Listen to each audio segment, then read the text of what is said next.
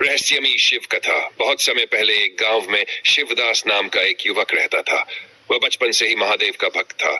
हर सुबह मंदिर जाता, शिवलिंग पर जल चढ़ाता और पूरे विश्वास के साथ भोलेनाथ का नाम जपता। लेकिन समय बीतता गया और उसके जीवन में परेशानियां बढ़ती चली गई। व्यापार में हानि होने लगी, मित्र दूर होने लगे और घर में भी अशांति रहने लगी। शिवदास अक्सर सोचता कि वह वर्षों से भक्ति कर रहा है, फिर भी महादेव उसकी सुन क्यों नहीं रहे।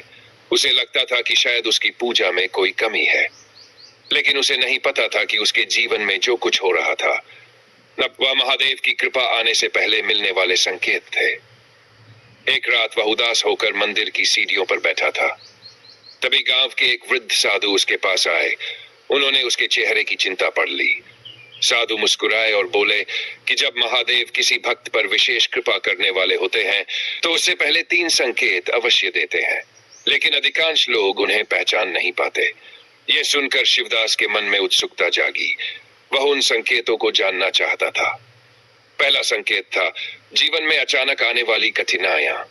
शिवदास ये सुनकर चौंक गया। उसे लगा कि कठिनाइयां तो दुर्भाग्य की निशानी होती है, लेकिन साधु ने बताया कि जब महादेव किसी भक्त को ऊंचाई पर ले जाना चाहते हैं तो पहले उसके भीतर छिपे अहंकार, भय और कमजोरी को बाहर निकालते हैं।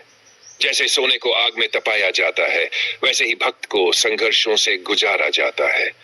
जो भक्त इस समय धैर्य रखता है वह पहले संकेत को पहचान लेता है। शिवदास को अपने जीवन की घटनाएं याद आने लगीं। सचमुच पिछले कुछ वर्षों में कठिनाइयां तो बढ़ी थीं, लेकिन उन्हीं कठिनाइयों ने उसे पहले से अधिक मजबूत भी बना दिया था। फिर साधु ने दूसरा संकेत बताया। उन्होंने कहा कि कृपा आने से पहले भक्त का मन संसार से हटकर भीतर की ओर मुड़ने लगता है।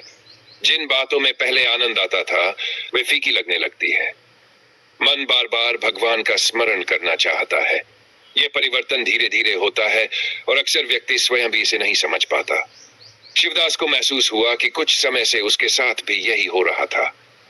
पहले उसे धन और प्रतिष्ठा की चिंता रहती थी, लेकिन अब मंदिर में बैठकर कुछ देर शांति से महादेव का नाम लेना उसे अधिक अच्छा लगता था।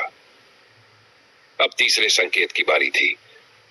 साधु ने गंभीर स्वर में कहा कि जब महादेव की कृपा निकट होती है तब भक्त को बार बार ऐसे अनुभव होने लगते हैं जिनका कोई स्पष्ट कारण नहीं होता। कभी अचानक मन को गहरी शांति मिलती है, कभी किसी अजनबी के माध्यम से सहायता मिल जाती है, कभी ऐसा लगता है कि कोई अदृश्य शक्ति उसे सही दिशा में ले जा रही है। यह सुनते ही शिवदास की आंखें भर आईं। उसे याद आया कि कई बार जब वह पूरी तरह निराश हो जाता था तभी कोई न कोई सहायता उसे मिल जाती थी। वह इसे संयोग समझता था, लेकिन अब उसे लगने लगा कि शायद यह महादेव का ही संरक्षण था। साधु अपनी बात पूरी करके चले गए, लेकिन उस रात शिवदास की सोच बदल चुकी थी। अब वह अपनी कठिनाइयों को शाप नहीं बल्कि संकेत मानने लगा। समय बीतता गया। उसने शिकायत करना छोड़ दिया और पूरे विश्वास के साथ अपनी भक्ति जारी रखी। कुछ महीनों बाद उसके जीवन में परिवर्तन आने लगे।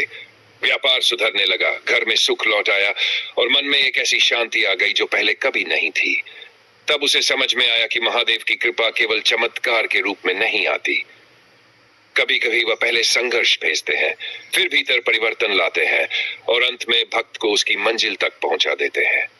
इसलिए यदि आपके जीवन में इस समय कठिनाइयां बढ़ रही है, मन भगवान की ओर आकर्षित हो रहा है और बार बार अनजानी सहायता मिल रही है, तो संभव है कि यह साधारण घटना न हो सकता है महादेव आपको भी संकेत दे रहे हों, और हो सकता है कि आपकी प्रार्थनाओं का उत्तर आपकी अपेक्षा से कहीं अधिक निकट हो।